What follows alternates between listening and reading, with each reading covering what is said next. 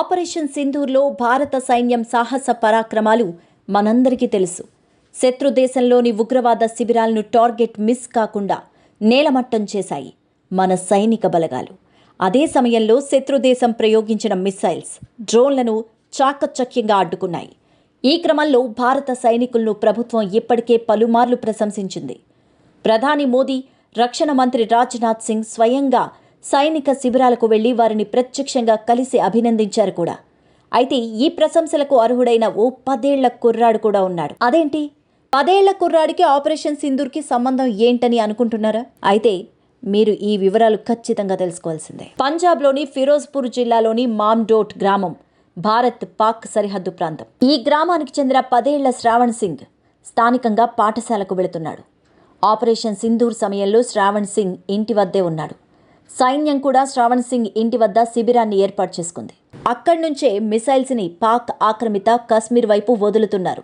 సహజంగా ఇలాంటి సమయాల్లో స్థానికులు భయపడిపోయి అక్కడి నుంచి వెళ్ళిపోతుంటారు. ఆయా ప్రాంతాల్లో ఉండడానికి కూడా ఇష్టపడరు. కానీ సైనికులకు సాయంగా నిలబడ్డారు మామ్డోట్ గ్రామ ప్రజలు. అందులోనూ శ్రావణ్ సింగ్ తన దేశభక్తిని చాటుకున్నాడు. ఆపరేషన్ సింధూర్ సమయంలో సైనికులకు తనకు తోచిన సాయం చేశాడు. అందుకే అతన్ని భారత సైన్యం ప్రత్యేకించి అభినందించింది. ఆపరేషన్ సింధూర్లో పాల్గొన్న అతి చిన్న వయసున్న పౌర యోధుడి సివిల్ వారియర్గా గుర్తింపు ఇచ్చింది. 7వ పదాతిదళ విభాగం జనరల్ ఆఫీసర్ కమాండింగ్ జీఓసీ అయిన మేజర్ జనరల్ రంజిత్ సింగ్ మన్రాల్ శ్రావణ్ సింగ్ని ప్రత్యేకించి అభినందించారు. యుద్ధం సమయంలో సైనికుల సమీపంలో బాంబుల వర్షం కురుస్తోంది. వారి శిబిరాల వద్ద మిస్సైల్స్ పడుతుంటాయి.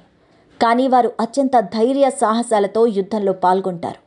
పక్కనే బాంబులు పడే ప్రమాదం ఉందని తెలిసినా సరిహద్దుల నుంచి వెళ్లిపోరు.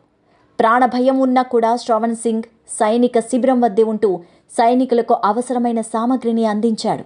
నీళ్లు, పాలు, టీ, లస్సీ, ఇతర ఆహార పదార్థాలను వారికి చేరవేశాడు. ఆపరేషన్ సింధూర్లో సైనికులకు రిఫ్రెష్మెంట్స్ అందించినందుకు శ్రావణ్ సింగ్ని భారత సైన్యం సత్కరించింది. యంగెస్ట్ సివిల్ వారియర్ అనే ఘనత ఇచ్చింది.